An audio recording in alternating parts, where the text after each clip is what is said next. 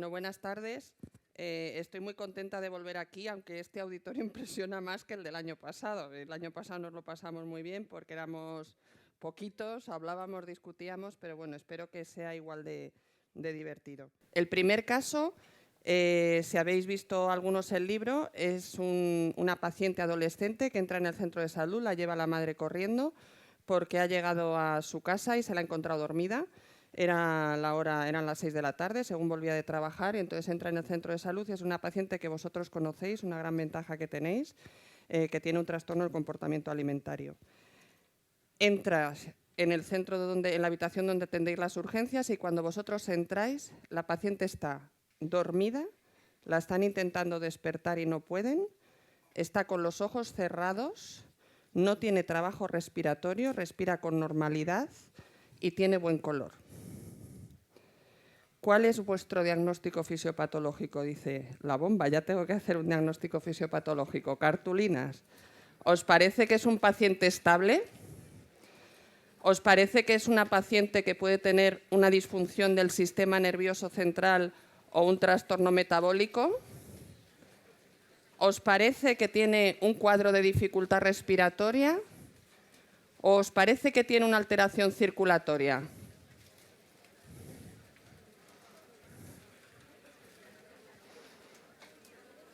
Esto no es tan difícil y, sin embargo, en la carrera no nos enseñan a hacer este tipo de acercamiento a los pacientes, si os dais cuenta, y estáis sacando todos muy bien las cartulinas.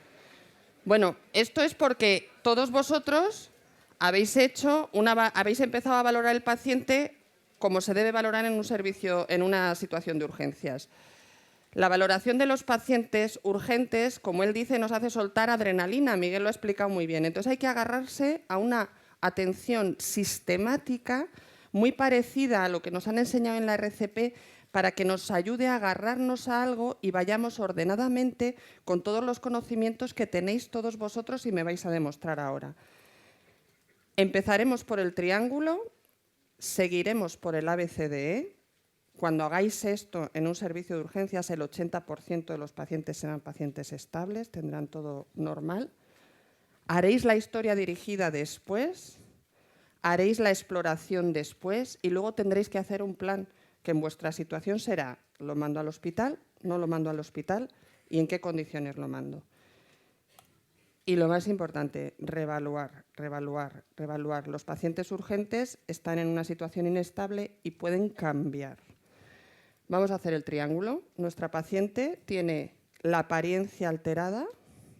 ¿Os parece que tiene la respiración alterada? ¿Os parece que tiene el color alterado? O sea, que tiene el lado de la apariencia alterada. Fenomenal. Esto lo tenemos que hacer sin tocar al paciente, solo con lo que oímos, con lo que vemos. Yo, según me acerco a los niños y sobre todo cuando me los van consultando los residentes, me voy acercando y son las tres cosas que miro: apariencia, respiración y circulación. Y rápidamente puedo hacer un mínimo diagnóstico fisiopatológico que luego va a ser reforzado por el ABCD. Y puedo hacer todo esto.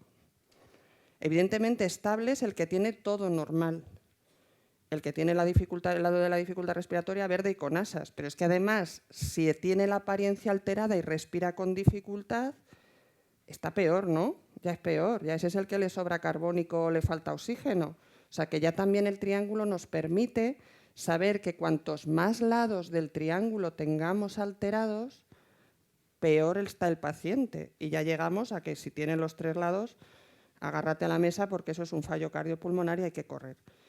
Vale, hemos empezado con el triángulo. Vosotros por el triángulo, según os acercáis al paciente, lo siguiente que tenéis que hacer, estamos todos de acuerdo que cuando tienen la apariencia alterada es una disfunción del sistema nervioso central, como me habéis puesto todos con vuestras cartulinas, y ya nos acercamos al paciente y ya sí que vamos a tocar.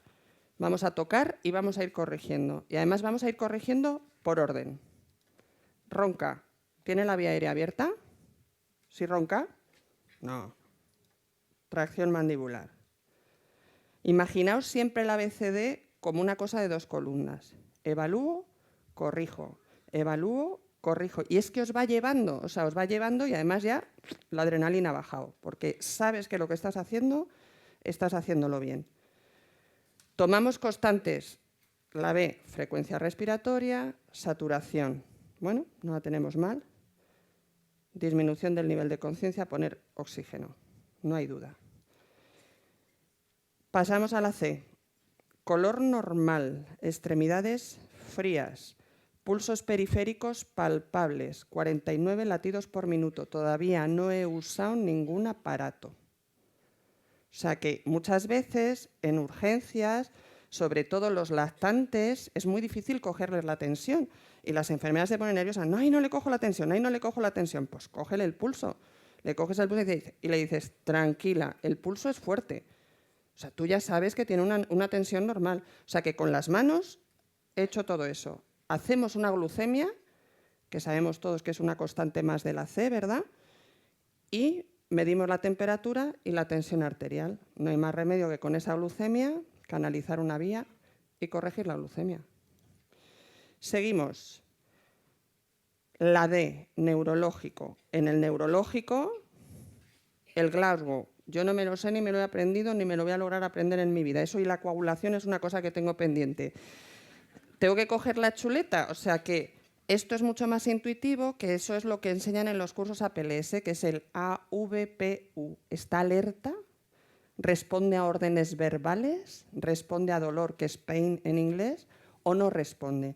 Me da una aproximación muy importante. Luego ya cogeré la chuleta o la app que tengáis, que yo tengo una app para el Glasgow, y voy fum, fum, fum, a ver qué Glasgow tiene. Pero de entrada sí que hago una aproximación de eso, porque desde luego uno que digo, ¿qué te pasa? ¿Estoy bien? Pues 15, o sea que voy a coger la chuleta. O sea, me sirve, ¿vale? Incluso me sirve para el verbal, porque claro, está dormida y le digo, Mariano, y Mariano me abre los ojos, pues me da una alegría, o sea que ya no cojo la app. Y miro las pupilas en la D. Bueno, con lo que he hecho antes, que he puesto oxígeno, que he puesto una vía y he puesto una glucemia, ya he corregido lo siguiente. Y la E, no nos vale para nada la E, pero sí que ¿qué sentido tiene la E? Pues en este caso para ver que tiene cicatrices en las manos, de autolesiones, en las muñecas, y que está muy delgada. La tapamos. Nuestras pacientes con trastorno del comportamiento alimentario están muy hipotérmicas muchas veces, o sea, tienen una disregulación muy importante. Vale, me habéis dicho todos una disfunción del sistema nervioso central. Pues bueno, pues una disfunción del sistema nervioso central puede ser que le pase algo al cerebro, obvio, verde con asas, se puede haber dado un golpe, puede tener una meningitis, puede tener una encefalitis, puede tener un sangrado, un tumor, todo lo que le puede pasar al cerebro. Pero hay que pensar siempre que también le puede faltar algo al cerebro, azúcar, oxígeno y agua, lo más frecuente, o le puede sobrar algo. Los tóxicos, el CO2, que es más frecuente que uno esté aturdido en una dificultad respiratoria por el CO2 que por el oxígeno, le puede también sobrar azúcar y te puede tener un fallo renal, un metabólico y cualquier metabolito de los niños que tenemos con trastorno del metabolismo. O sea que es bastante complicado. Dices, vamos, aquí tengo una bomba de relojería, ¿qué hago? Vuelvo a soltar adrenalina con ese cuadro de diagnóstico diferencial. Decirse a los padres, mira, llevadle al hospital lo más pronto posible. Pedís una ambulancia, hacéis una historia dirigida a ver qué os sugiere la historia o pensáis que se puede hacer otra. Venga, animaos.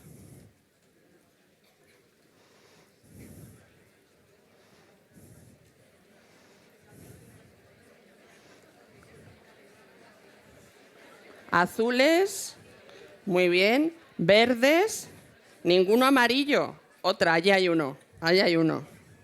Hombre, en el MIR nos enseñaban que cuando había así alguna cosa era lo más abierto. A ver, no es verdad nada, o sea, yo no nada de lo que diga es verdad absoluta, ¿eh? O sea, eso tenerlo claro, o sea, que todo es opinable.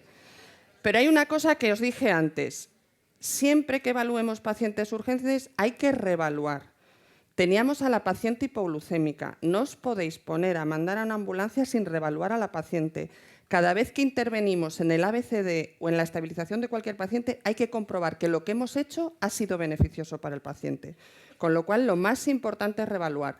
Todavía, evidentemente, estaréis dos, habéis pedido ayuda al de al lado y a veces uno puede llamar, pero podéis seguir sacando información y averiguando qué le pasa a esta paciente y, sobre todo, viendo la estabilización. Tenéis la glucemia normal, os quedáis más anchos que largos. O sea, que comprobad que cada vez que hacéis algo, ese algo ha sido beneficioso para el paciente y ha solventado el problema que tenemos. Seguimos con la vía aérea estable, con oxígeno y mascarillas, sigue dormida, no lográis despertarla. Cuando le estimuláis más se mueve, sobre todo si le hacéis daño. La C la tiene mucho mejor, aunque sigue estando fría en algunas zonas, y las constantes, como veis, pues salvo la bradicardia que tiene, pues lo demás es normal. Vale, pues aquí hay dos opciones: historia dirigida, exploración y hacer un plan, o llamar al 112. Y si sois varios, pues efectivamente ahí podéis ir llamando. Ahora, la historia dirigida, aunque lo hagamos así, tú no estás mudo, tú vas hablando con la madre. Y entonces, ¿quién hace la historia dirigida? ¿Cómo la hacéis en el centro de salud, por ejemplo? Yo esto ya sí es para averiguarlo. Atendéis al paciente y cuando el paciente ya veis que está estable, salís a hablar con los padres. Un médico os dividís y un médico hace la historia y otro atiende al paciente. ¿Mandáis a una enfermera que esté disponible o la vais haciendo mientras estabilizáis al paciente? Sinceridad, sinceridad.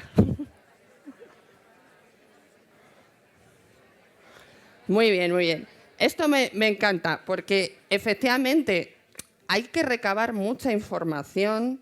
Los padres ayudan mucho en la estabilización de los pacientes urgentes. Nos ha dado a todos muchísimo miedo abordar eso y realmente es muy beneficioso, muy enriquecedor para todo el mundo.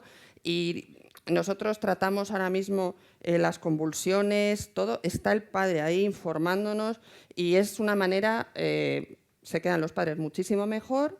Y nosotros, desde luego, recabamos la información mucho más, porque nosotros necesitamos toda esta información según estamos estabilizando a la paciente.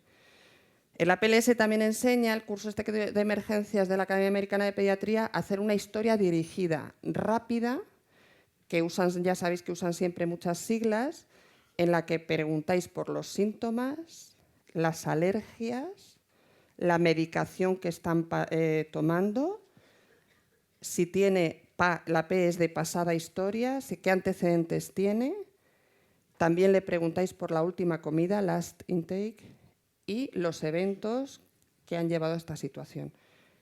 Y toda esa información es muy importante porque también los del SUMA corren más o corren menos según la información que les demos. Y es normal que no hay recursos para todo en cualquier momento, en 5 minutos, y ellos tienen que priorizar, con lo cual darles una información y darles esta información es mucho. Como veis, estaba dormida en la cama, es una paciente de las que van a nuestro hospital a comer al mediodía. Si no hubiera ido a comer, se hubiera avisado a los padres, luego estamos seguros de que ha ido a comer. Y luego a las 6 de la tarde es cuando se la han encontrado dormida. Y el evento más importante que lleva a esta situación es que el día anterior, en la consulta de psiquiatría, como está en recaída, le han planteado un nuevo ingreso y ha tenido una actitud oposicionista muy importante y ha dicho que prefería suicidarse. Cada vez va teniendo más consistente una de las causas, ¿no?, que la teníamos por la derecha del diagnóstico diferencial. Vale, vamos a seguir. Después de la historia dirigida, la exploración. Pues bueno, hay que hacer una exploración general. Pero en los pacientes con disminución del nivel de conciencia tenemos que tener dos objetivos: ver si hay una lesión estructural o no y ver si tiene algún signo que nos avise de que hay un riesgo de daño cerebral permanente. Y esto no necesita ninguna prueba complementaria. Todo este berenjenal para saber si nuestro paciente está aquí o está aquí es uno de los objetivos de la exploración, ¿vale? ¿Y qué me ayuda más en el diagnóstico diferencial de esto? De las 4 opciones, ¿cuál os parece la más así? La exploración de las pupilas, la de la función motora, el patrón respiratorio o la frecuencia cardíaca y la tensión arterial. ¿Qué es lo que más ayuda a diferenciar entre coma metabólico y un... Más gente? Animaos. Muy bien, muy bien. Efectivamente, a todos nos han enseñado que para diferenciar tenemos que explorar los ojos, explorar la función motora y explorar el patrón respiratorio. Aunque no nos sepamos los nombres de las respiraciones, da lo mismo. Yo me acuerdo hace años una residente, que además era una residente excepcional, que a mí me levantó por la noche y me dijo: tengo un niño que está raro y cuando se duerme respira raro. Respira raro, pues le estaba haciendo una respiración y tenía un tumor cerebral. O sea que que era una residente, vamos, excelente, no, lo siguiente, ¿no? Ya le habían llevado por dolor de cabeza y estaba rarillo. Pero de todo esto, las pupilas. Es muy raro que una niña que en el ABCD hemos encontrado unas pupilas medias que reaccionan a la luz tengan un coma estructural. Es rarísimo.